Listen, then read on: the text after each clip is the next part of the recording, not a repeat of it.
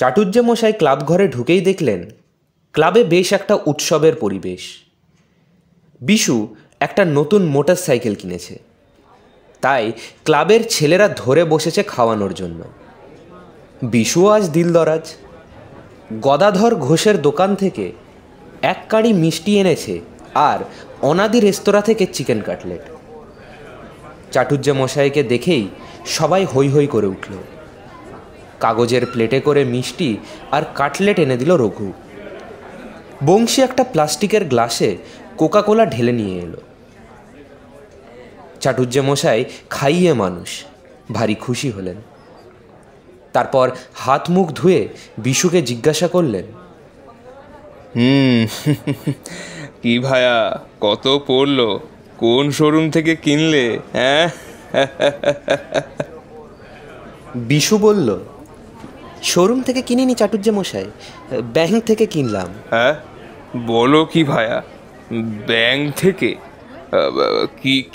কিরকম? টানা মাল বোঝেন?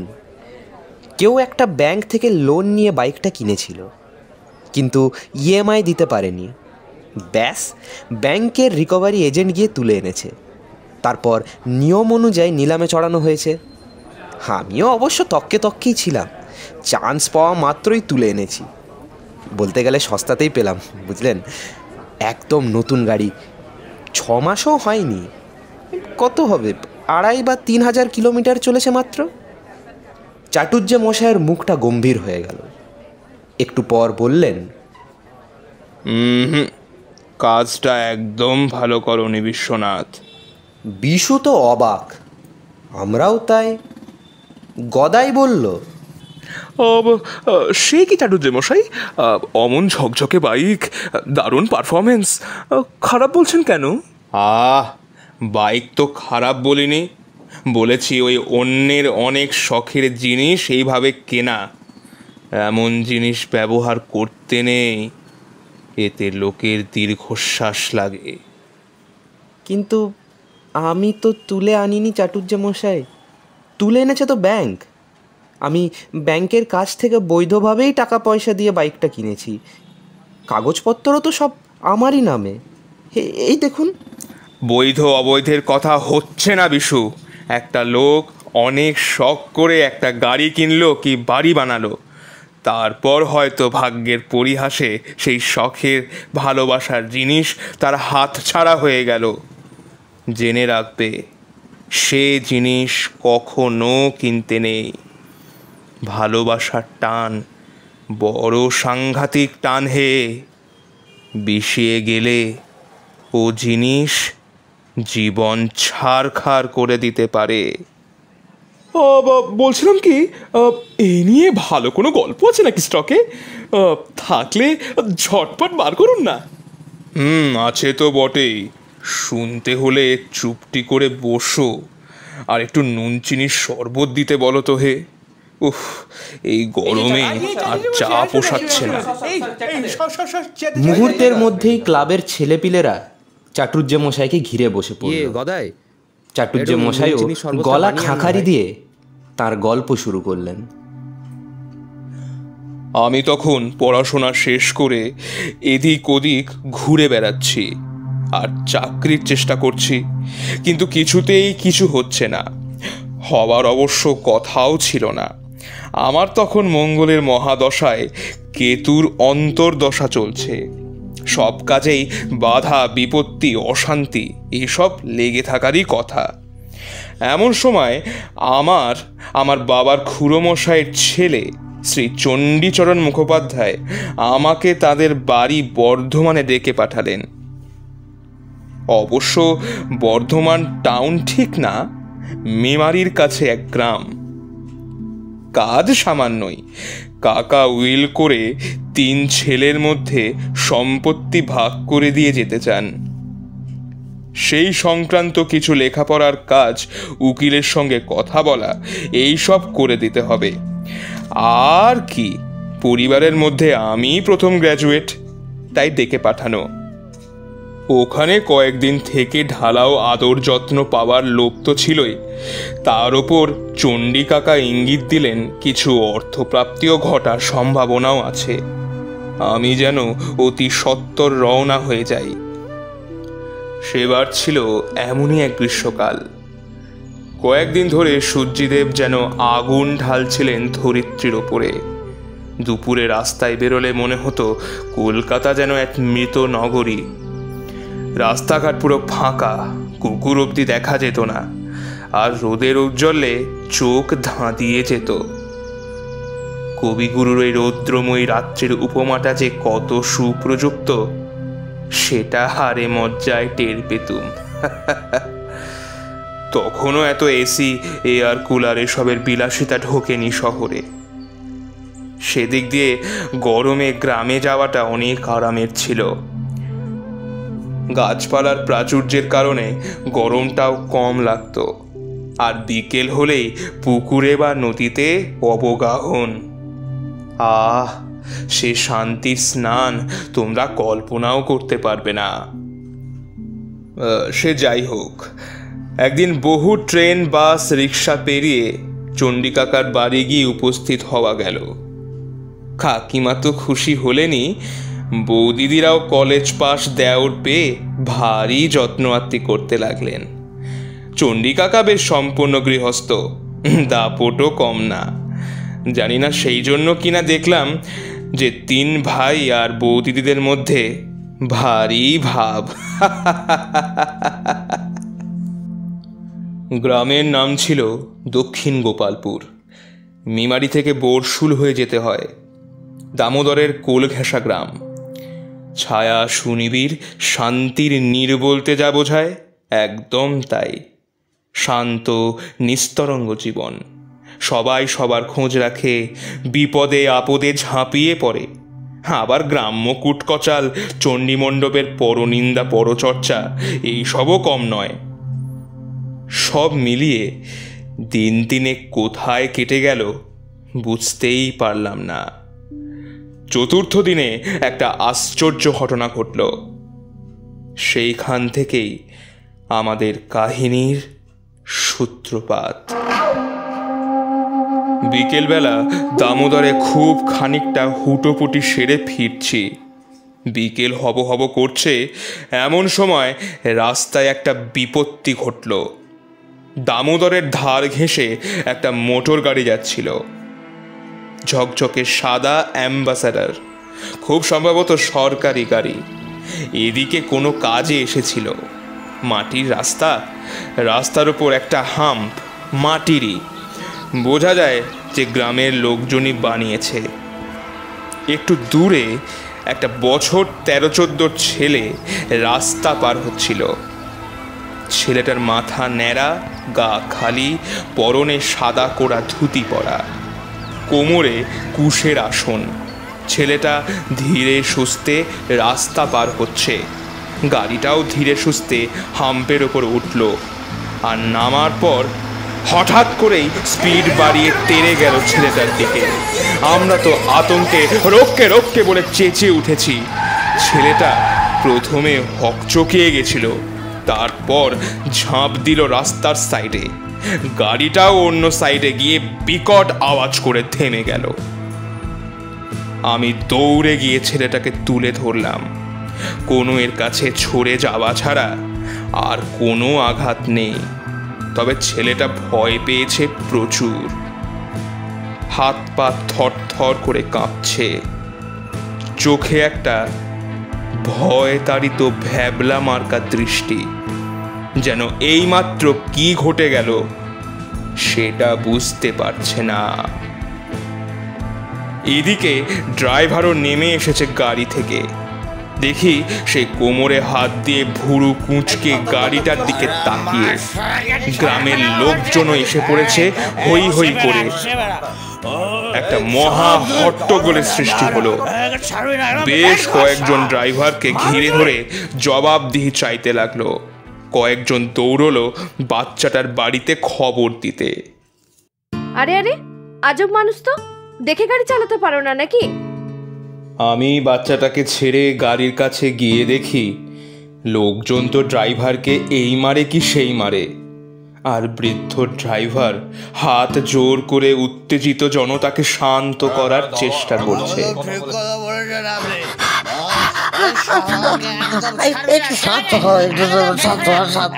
এগারো বছরে গাড়ি চালাচ্ছি, গাড়ির গায়ে একটাও কেউ স্ক্র্যাচ দেখাতে পারবে? দাঁড়ান, একটু শান্ত দয়া করে। মোস্তাফা মিয়ার ড্রাইভারের হাত অত বলগা নয় গো। ভিড়ের মধ্যে একজন চেঁচিয়ে উঠে বলল, পলকা নয় তো বাচ্চাটারে চাপা দিতে গেছিলে কেন? হ্যাঁ হ্যাঁ দাদা, একদম ঠিক বলেছেন। ড্রাইভারের চোখে মুখে একটা অসহায় বিপদগ্রস্ত মানুষের ভঙ্গি।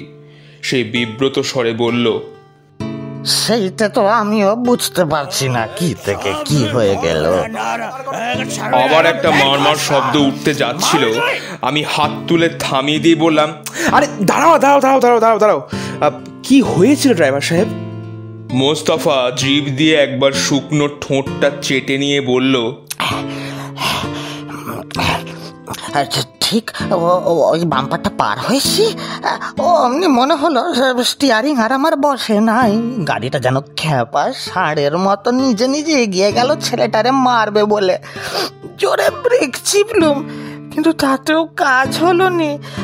আবার আবার হঠাৎ করে মনে হলো যেন স্টিয়ারিংটা কেউ ডান দিকে ঘুরিয়ে দিল। কি যে হয়ে গেল বুঝলুম নি বাবু। 11 বছরে গাড়ি চালাচ্ছি, এমন তো কখনো হয়নি। লোকজন ওর মুখ চাওয়াচাওয়ি করতে লাগলো। কয়েকজনের চোখে স্পষ্টই অবিশ্বাস। স্বাভাবিক, আমারও গল্পটা খুব একটা বিশ্বাস হচ্ছিল না। তবে ঘোরটা আবার পাকিয়ে ওঠার আগেই দেখি কে যেন ভিড়ের পেছন দিক থেকে বললেন, উনি যা বলছেন ঠিক বলছেন, ওদের ছেড়ে দাও, ওদের কোনো দোষ নেই। ভিড় একটু সরে গিয়ে আসার পথ করে দিল। একজন অত্যন্ত শান্তশিষ্ট দেখতে ভদ্রলোক এসে দাঁড়ালেন। হাইট 5 ফুটের একটু বেশি, ন্যাড়া মাথা, পরনে ধুতি আর গায়ে একটা উড়নি। ইনি এই গ্রামের ঠাকুরমশাই বনবিহারী চক্রবর্তী। লখাইকে ওর মায়ের কাছে দিয়ে এসো কেউ, আর বলো ঠাকুর মশাই বলেছেন ও যেন পরের অমাবস্যা অবধি বাইরে না বেরোয়। আমি একটু পরে ওর বাড়ি যাচ্ছি। বোঝা গেল ঠাকুর মশাইয়ের কথা এ গাঁয়ের লোক খুবই মান্য করে। একটু একটু করে ভিড় ফাঁকা হয়ে গেল। মোস্তাফা ড্রাইভার ঠাকুর মশাইকে ধন্যবাদ দিয়ে গাড়িতে উঠে যে স্পিডে চম্পট দিল, সেটা দেখার মতো। আমিও উঠতে যাচ্ছি, ভদ্রলোক বললেন, একটু দাঁড়িয়ে যাও, এখন ওঠো না। আমি আশ্চর্য হলাম। কেন ঠাকুর মশাই? বাতাস বাতাস ভালো না, হাওয়াটা কেটে যাক, তারপর উঠবে।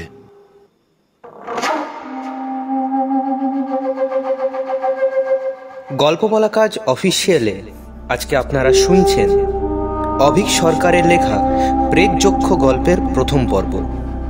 গল্প পাঠে শুভ্রনীল ও প্রবাল, গল্পের সূত্রধার আমি প্রবাল। Stay tuned. তখন সন্ধে নেমে আসছে, পাখিরা ফিরে আসছে বাসায়।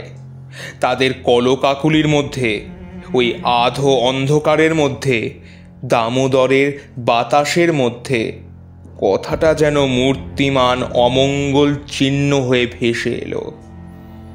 আমি অবাক হয়ে ঠাকুর মশাইকে বললাম, বাতাস ভালো না? ঠাকুর মশাই এসব কি বলছেন? আমি তো কিছুই বুঝতে পারছি না। কিছু যে একটা আছে, সে তো আর না বোঝার কথা নয়। এক কাজ করো, আমার সঙ্গে এসো, তাহলেই সব বুঝতে পারবে। অবশ্য আমি সঙ্গে থাকলে বিপদের কোনো ভয় নেই। আধ ঘন্টা কেন, আমার হাতে তখন অখণ্ড সময়। আমি ঠাকুর মশাইয়ের সঙ্গ নিলাম। লখাইদের বাড়ি গ্রামের একদম এক প্রান্তে। একতলা বাড়ি, ন্যাড়া ছাদ, চার কোণে বিমের মাথা থেকে বেরিয়ে আছে ভুতুড়ে কনস্ট্রাকশন রড। ইটের গায়ে কোনো মতে বালি সিমেন্টের একটা প্রলেপ দেওয়া। চৌহদ্দির বাইরে ছিটে বাঁশের বেড়া। তখন দেশ গায়ে অত ইলেকট্রিসিটি আসেনি। দূর থেকে দেখলাম হ্যারিকেন আর হ্যাজাক জ্বলছে কয়েকটা। আমি আর ঠাকুর মশাই বাঁশ কেটে বানানো নিচু গেট খুলে দাওয়ায় এসে দাঁড়ালাম। একটা অদ্ভুত জিনিস লক্ষ্য করলাম। বাড়িটা ঘিরে একটা বিষণ্ণ ভাব জমাট বেঁধে আছে। একটা অদ্ভুত ঝোলো ভ্যাপসা গন্ধ, একটা মন খারাপ করা অনুভূতি। ঠাকুর মশাইকে কথাটা বলতে উনি মৃদু হাসলেন, কিছু বললেন না। এক সদ্য বিধবা মহিলা দাওয়ায় এসে দাঁড়ালেন। পেছনে পেছনে লখাই আর আরো দুটি বাচ্চা মেয়ে। বৌমা, লখাই আজ বড় বিপদের হাত থেকে বেঁচে গেছে। ছেলে মেয়েদের বলো কদিন যেন বাইরে বেশি না যায়। মহিলা ম্লান মুখে ঘাড় নাড়লেন। তারপর সপ্রশ্ন চোখে আমার দিকে চাইতেই ঠাকুর মশাই আমার পরিচয় দিলেন। এও জানালেন যে লখাইকে আমি প্রথম তুলে ধরেছিলাম। ভদ্রমহিলা শুনেই ফুঁপিয়ে ফুঁপিয়ে কাঁদতে লাগলেন। আমি বিব্রতভাবে দাঁড়িয়ে রইলাম। বলা বাহুল্য, আমি কিছুই বুঝতে পারছিলাম না। ঠাকুর মশাই আমাকে নিয়ে দাওয়ায় বসলেন। বললেন, 2 কাপ চা খাওয়াতে পারবে মা? চা খেতে খেতে পুরো ব্যাপারটা খোলসা করলেন ঠাকুর মশাই। এই বাড়ি বানিয়েছিলেন সদ্য প্রয়াত বিমল কৃষ্ণ সাঁতরা। সাঁতরা মশাইয়ের আদি নিবাস ছিল বাঁকুড়ার গঙ্গাজল ঘাটির তালড্যাংরা গ্রামে। বাপ পিতামহর চাষের জমি ছিল বেশ কিছু। ভাগ চাষ করেও যা পাওয়া যেত পরিবারের দিব্যি চলে যেত। বিমল কৃষ্ণ লেখাপড়া শেখেননি বেশি। কোনো রকমে ম্যাট্রিক পাশ করে বাবাকে গিয়ে বললেন তিনি আর পড়বেন না। বাবাও চাপাচাপি করলেন না। সংসারের জোয়ালে একটি নবীন বলিবর্দ জুটে গেল। কালক্রমে বিমল কৃষ্ণের বিয়ের বয়স হলো। অনেক খোঁজপত্তর করে বর্ধমানের এই গ্রামেরই রতন হাজরার মেয়ে লক্ষ্মীমণির সঙ্গে বিয়ে ঠিক হলো। বিয়ে হয়েও গেল ধুমধামের সঙ্গে। কালক্রমে বয়সের ধর্ম মেনে 3টি সন্তান হলো। বড়টি ছেলে, তারপর 2টি ছোট মেয়ে। এদিকে বিমল কৃষ্ণের বাড়িতে ক্রমেই স্থান অকুলান হয়ে পড়ছিল। হাজার হোক, একান্নবর্তী পরিবার সংসার বড় হতে থাকলে জায়গা কম পড়ে। এদিকে বিয়ের পরপরই লক্ষ্মীমণির মা 3 দিনের সান্নিপাতিকে মারা গেছিলেন। সেই শোকে হাজরা মশাই শয্যা নিলেন। তার একটি ছেলে ছিল, কিন্তু ছেলে বউয়ের সঙ্গে তার মোটে সদ্ভাব ছিল না। তিনি ভারী মেয়ে ন্যাওটা ছিলেন। তিনি মেয়ে জামাইকে এখানে এসে থাকতে বললেন, কিন্তু থাকতে বললেই আর থাকা যায় না। লক্ষ্মীমণির ভাই আর ভাই বউ এই নিয়ে অশান্তির চূড়ান্ত করে ছাড়ল। তাদের আশঙ্কা ছিল যে হাজরা মশাই তাঁর পুরো সম্পত্তি মেয়ে জামাইকে লিখে দেবেন। তাদের আশঙ্কা অমূলক ছিল না। তবে রতন হাজরা অতটা করলেন না। একটা চালু মুদির দোকান আর অনেক দিন আগে কেনা 1 টুকরো জমি ছেড়ে দিলেন মেয়ে জামাইকে। শুধু তাই নয়, অসুস্থ শরীরে নিজে দাঁড়িয়ে থেকে একতলা বাড়ি তুলে দিলেন। আর সেই পরিশ্রমেই কিনা জানা যায় না, গৃহপ্রবেশের অল্প দিনের মধ্যেই হাজরা মশাই চিরতরে চোখ বুঝলেন। বিমল কৃষ্ণও সন্তান আর পরিবার নিয়ে নতুন বাড়িতে উঠে এলেন। এ বেশি নয়, মাস 5 আগেকার কথা। আর তারপর থেকেই শুরু হলো গন্ডগোল। থাকার কয়েকদিনের মধ্যেই লক্ষ্মীমণির বেশ কিছু অদ্ভুত অভিজ্ঞতা হতে লাগলো। একদিন উনুনে হাঁড়ি চড়িয়ে দেখলেন চাল আর সেদ্ধ হচ্ছে না। সারাদিন উনুনে চড়িয়েও লক্ষ্মীমণি ভাত রান্না করতে পারলেন না। আর একদিন সদ্য উনুন থেকে রান্না নামিয়ে একটু বাইরে গেছেন কি একটা আনতে, এসে দেখেন রান্না পচে বিশ্রী গন্ধ ছাড়ছে, অথচ একটু আগেই রান্না হওয়া তরকারি গরম ধোঁয়া উঠছিল। সেদিন সমস্ত রান্না ফেলে দিতে হলো তাকে। এরপর শুরু হলো সন্ধে হওয়ার সঙ্গে সঙ্গে ঘরের আবহাওয়ার পরিবর্তন। বাইরে জমাটি শীত, অথচ ঘরের ভেতর গুমোট গরম। ঘরের জানলা দরজা হাট করে খুলেও তার থেকে রেহাই নেই। সমস্ত ঘরে একটা দমবন্ধ পরিস্থিতি। সাঁতরাদের ইষ্টদেব ছিলেন বালগোপাল, দেশভাগের সময় নিয়ে আসা। জন্মাষ্টমীর দিন লক্ষ্মীমণি ঠাকুরকে ভোগ দিয়ে দেখলেন গোপালের ভোগের খাবার নষ্ট হয়ে গেছে, অথচ অতি যত্নে রান্না করা ভোগ। ভয়ে দুর্ভাবনায় লক্ষ্মীমণি কেঁদে ফেললেন। আর একদিন লক্ষ্মীর পাঁচালি পড়তে যাবেন, দেখলেন প্রদীপ জ্বালাতে পারছেন না। কোথাও কোনো হাওয়া বইছে এমনও নয়। একটা আস্ত দেশলাই বাক্স শেষ হয়ে গেল, অথচ একটা প্রদীপ জ্বালানো গেল না। তবে আসল ভয়ের কাণ্ড তখনও শুরু হয়নি। লক্ষ্মীমণির মেয়ে দুটির নাম ললিতা আর বিনুতা, লালি আর বিনু। একদিন 3 ভাই বোন দাবাতে বসে বসে সুর করে নামতা পড়ছে, এমন সময় লখাই বলল বাথরুম যাবে। তোমরা বোধহয় দেখোনি, গ্রামের দিকে বাথরুম উঠোন পেরিয়ে অন্য প্রান্তে বানানো হয়। লখাই বাথরুম গেল, অনেকক্ষণ কেটে গেল, কিন্তু লখাইয়ের সারা শব্দ নেই। 2 বোন একটু ভীতু টাইপের, তারা মাকে ডেকে আনলো। লক্ষ্মীমণি কুপি নিয়ে বাথরুমের কাছে গিয়ে ডাকলেন, লখাই, লখাই। কোনো সাড়া নেই। লক্ষ্মীমণি দরজায় টোকা দিলেন, কোনো সাড়া শব্দ নেই। দরজা ঠেলে দেখলেন দরজা ভেতর থেকে বন্ধ।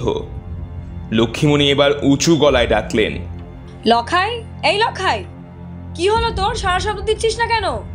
লখাই। ঠিক সেই সময় লালি আর বিনু চিৎকার করে উঠল। লক্ষ্মীমণি তড়িতে ঘুরে দেখলেন কোন অলৌকিক উপায় লখাই সদর দরজা দিয়ে ভেতরে ঢুকছে, কিন্তু উল্টো দিকে হেঁটে। আর হাঁটাটা কেমন যেন প্রাণহীন জড় বস্তুর মতো, যেন একটা পুতুল হেঁটে আসছে। দেখে ভয় আর আতঙ্কে লক্ষ্মীমণির প্রাণ উড়ে গেল। তিনি দৌড়ে গিয়ে ছেলেকে জড়িয়ে ধরলেন। লখাই যেন একটা ঘোরের মধ্যে ছিল। একবার চটকা ভেঙে মায়ের দিকে চাইল, তারপর কাপড়ের পুতুলের মতো এলিয়ে পড়ল মায়ের কোলে। এরপর লখাইয়ের এলো ধুম জ্বর। টানা প্রায় 5 দিন ছেলে অচৈতন্য হয়ে পড়ে রইল। লক্ষ্মীমণি ক্রমাগত কাঁদতে থাকেন আর ঠাকুরকে ডেকে গেলেন। সেই ডাকের জোরেই কিনা জানা যায় না, 5 দিনের দিন সকালে আপনা থেকে এই লখাইয়ের জ্বর ছেড়ে গেল। সেদিন ছিল অমাবস্যা, আর সেই রাতে লক্ষ্মীমণির সংসার শূন্য হয়ে গেল। ও হ্যাঁ, এখানে বাড়িটার একটা বর্ণনা দেওয়া প্রয়োজন। একতলা বাড়িটা ছিল গ্রামের এক প্রান্তে, আর বাড়ির পেছন দিকে বাঁশবন। বাঁশবন পেরিয়ে একটা মজা ডোবা। ডোবার ওপারে বেশ খানিকটা খোলা জমি, লোকে বলে ভুলোর মাঠ। মাঠ পেরিয়ে গাঁয়ের একমাত্র শ্মশান, দামোদরের পার ঘেঁষে। লোকজন পারতপক্ষে সন্ধ্যের পর ভুলোর মাঠের দিকে হাঁটে না। বিমলকৃষ্ণ পরিশ্রমী লোক ছিলেন।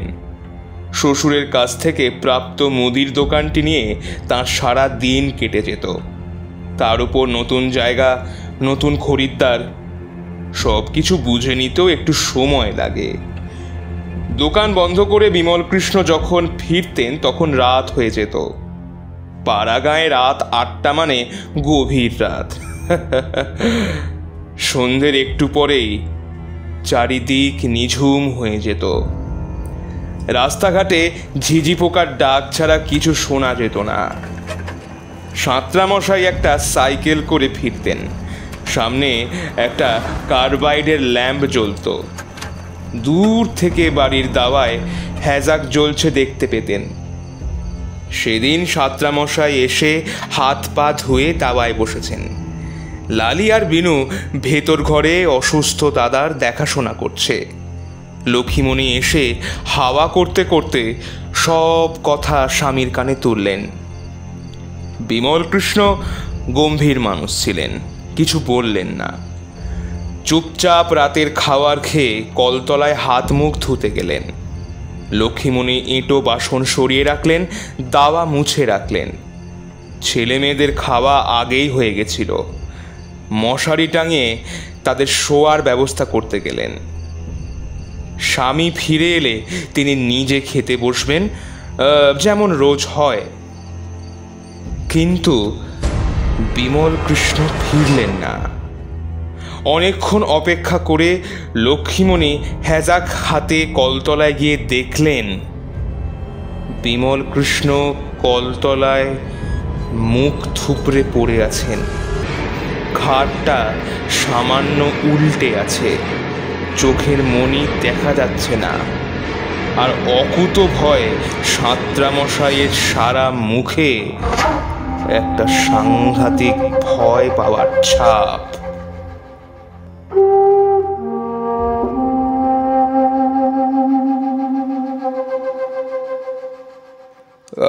পরদিন সকালে খুড়োমশাইয়ের সঙ্গে সম্পত্তি সংক্রান্ত কিছু কাজ করছি। কথায় কথায় আগের দিনের ঘটনাটা উঠল।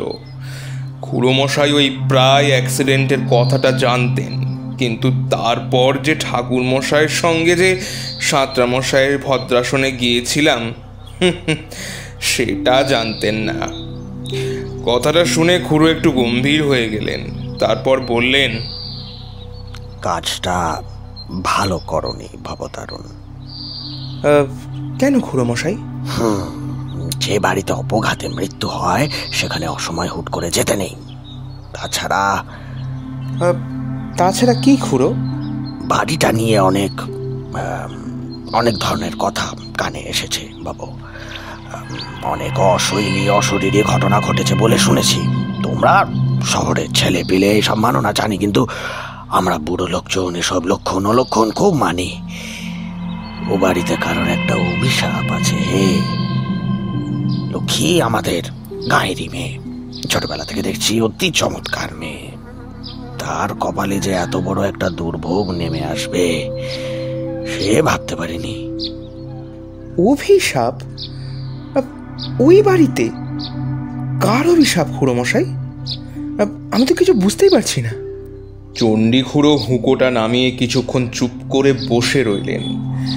কোথাও কিছু নেই, একটা হাওয়া আমাদের পা খেয়ে গেল। খুড়োমশাই একটু শিউরে উঠে বললেন, আমিও ঠিক জানি না, তবে ছোটবেলায় শুনেছি জমিটা ভালো না, কিছু একটা তো দুর্লক্ষণ আসে নিশ্চয়ই। তবে সেটা কি বলা মুশকিল। বাপদাদারা ভেঙে কিছু বলেননি। আচ্ছা খুড়োমশাই, যদি কথাটা মেনেও নি, তাহলেও বলতে হয় এই কথাটা তো লক্ষ্মীমণির বাবা রতন হাজরাও জানতেন নিশ্চয়ই। তা সত্ত্বেও তিনি জমিটা কিনলেন কেন? মানে বুঝতে পারলাম না। জমিটা রতন কেনেনি, উত্তরাধিকার সূত্রে পাওয়া সম্পত্তি। তবে রতন নিজেও কিনতে পারত। বাড়ির ডাকাবুকো মানুষ ছিল সে। তাছাড়া ঘোর বৈষয়িক লোক, এসব অভিশাপ টভিশাপে বিশেষ বিশ্বাস করতো না। আর তাতেই তার কাল হলো। এই এলাকার জমিদার ছিলেন দিগম্বর মিত্র। এককালে মিত্রদের দাপটে বাঘে গরুতে এক ঘাটে জল খেত। আজ থেকে প্রায় 60 বছর আগে দিগম্বর মিত্রর কাছ থেকে জমিটা কেনেন রতনের বাবা রাম হাজরা। ইচ্ছে ছিল ওখানে একটা বাড়ি বানাবেন, কিন্তু জমিটা কেনার পর থেকেই নাকি হাজরা পরিবারে একের পর এক অশান্তি নেমে আসে। রতনের মা ছিলেন ভারী লক্ষ্মীমন্ত মানুষ, তিনি সব আচার বিচার খুব মানতেন। তিনি বললেন জমিটা বেচে দিতে, কিন্তু জমি জিরেত ভারী জটিল জিনিস, ওভাবে আলু পটলের মতো ঝট করে কেনাবেচা করা যায় না। এইদিকে বদনামও উঠে গেছে, তাই জমিটা পড়েই রইল। শেষে একদিন দেখি রতন দাঁড়িয়ে থেকে ওই জমিতে বাড়ি তুলছে, বলল মেয়ে জামাই এসে থাকবে। আমি আর কিছু বলিনি, তবে আশঙ্কা করেছিলাম যে এই নিয়ে কিছু একটা অনর্থ হবেই। আরও কিছু জিজ্ঞেস করতাম, কিন্তু তার আগেই দেখি ঠাকুর মশাই বনবিহারী বাবু উঠোনে এসে দাঁড়ালেন। সঙ্গে আরও একজন লোক হাসি মুখে বললেন, এই যে চণ্ডীবাবু, একজন পুরনো আলাপিকে সঙ্গে নিয়ে এলাম। আমাদের গ্রাম দেখতে এসেছেন, ভাবলাম আপনার সঙ্গে দেখা করে যাই। আরে আরে, কি সৌভাগ্য! আসুন আসুন, বসুন। বলতে বলতে উঠে দাঁড়ালেন। ছোট বৌমণি দুটো মোড়া দিয়ে গেলেন বসার জন্য। খুড়োমশাই চা আর মুড়ি দিয়ে যেতে বললেন। ইনি মৈত্র মশাই। গেলবার গয়া গেছিলাম না, তখনই ট্রেনে আলাপ হয়। সেবার থেকে চিঠি চাপাটিতে যোগাযোগ ছিলই। শুনলাম এইবারের গরমটা নাকি ইনি গ্রামে কাটাতে চান, তাই সঙ্গে সঙ্গে চিঠি লিখলাম, বললাম চলে আসুন। কি মৈত্র মশাই, ঠিক বলছি তো? বনবিহারী বাবুর মতো সৎ এবং পরোপকারী বন্ধু পাওয়া ভাগ্যের ব্যাপার। তিনি যে আমাকে ডেকেছেন, সে আমার পরম সৌভাগ্য। লোকটিকে ভালো করে লক্ষ্য করলাম। সাধারণ গড়পরতা বাঙালির মতো দেখতে হলেও 40-45 বছর বয়স হবে। পরনে সুতির শার্ট আর টেরিকটের প্যান্ট, পায়ে একটা স্যান্ডেল, কানের কাছে চুলে পাক ধরলে কি হবে, ত্বক এখনো সতেজ টান টান। তবে দেখবার মতো হচ্ছে চোখ দুটো। একই সঙ্গে বুদ্ধি আর করুণার এমন মিশ্রণ খুব কম চোখেই দেখা যায়। মৈত্র মশাইয়ের বাড়ি কোথায়? আদি বাড়ি নবদ্বীপে, তবে কাজে কর্মে সারা ভারতবর্ষই ঘুরে বেড়াতে হয়। কালে ভদ্রে দেশে আসি। এবার মনে হলো অনেকদিন গ্রাম বাংলা দেখা হয়নি, তা বনবিহারী বাবুকে সে কথা জানাতে উনি প্রায় জোর করেই টেনে আনলেন। খুব ভালো করেছেন। এখানে তো খুব বেশি বাইরের লোক আসে না। এই আপনাদের মতো কেউ এলে দেশ বিদেশের খবর পাওয়া যায়। তা তামাক চলে তো? কেন জানি না, ভদ্রলোককে আমার বেশ ইন্টারেস্টিং লাগছিল। তোমরা তো জানোই আমার দেশ বিদেশে ঘুরে বেড়াবার শখ ছিল এককালে। কার্যগতিকে সেটা হয়ে ওঠেনি ঠিকই, তবে সেই থেকেই পর্যটক গোত্রের লোকজনের প্রতি আমার একটা টান আছে।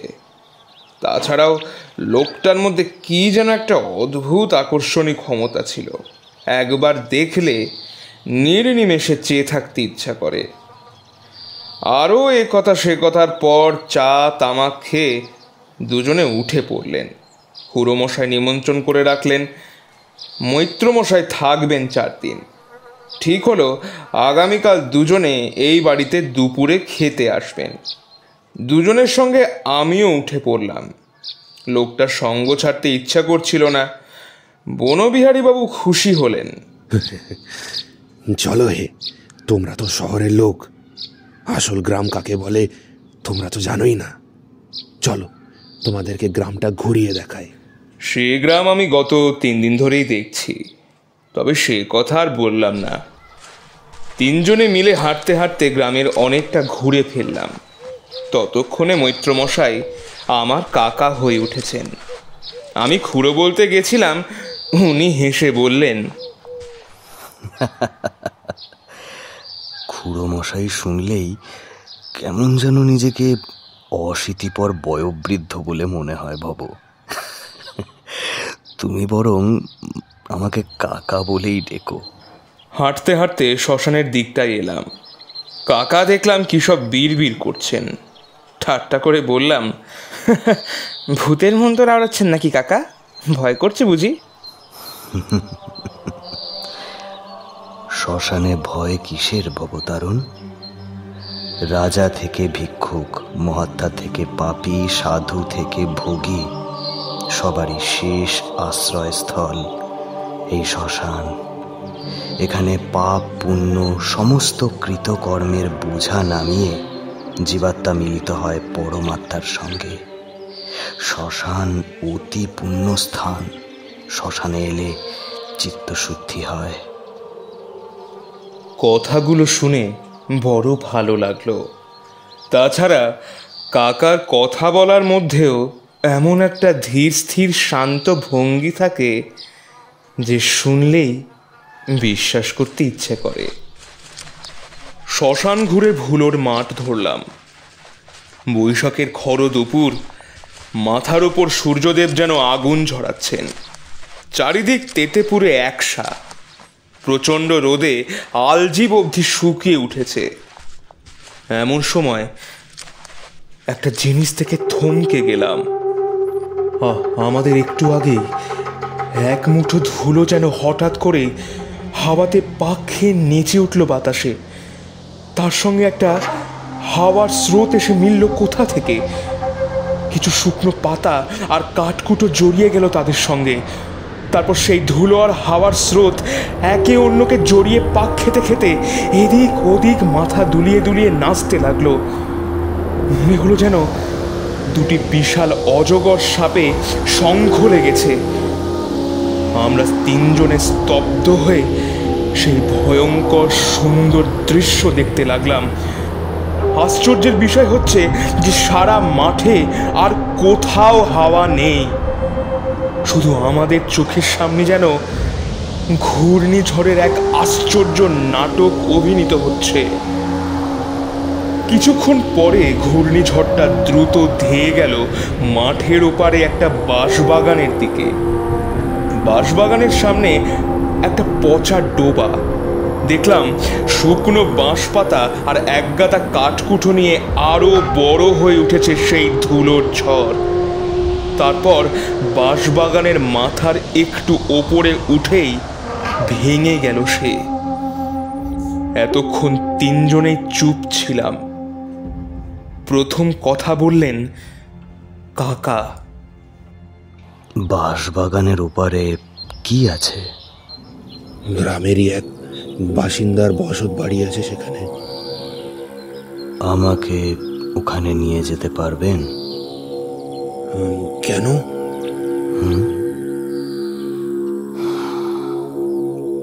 কেউ ডাকছে আমায়।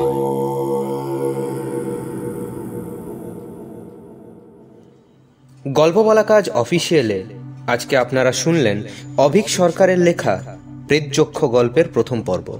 চাটুর্য মশাই শুভ্রনীল, মৈত্র মশাই গাড়ির চালক অভিক, গল্প পাঠে পুরোহিত মশাই ও গল্পের সূত্রধার আমি প্রবাল। অন্যান্য চরিত্রে প্রবাল, অভিক, শুভ্রনীল ও নন্দিনী। সাউন্ডস্কেপ ডিজাইন ও পর্ব পরিচালনায় অভিক। পোস্টার ডিজাইন ব্রতপ্রিয়া ও প্রবাল।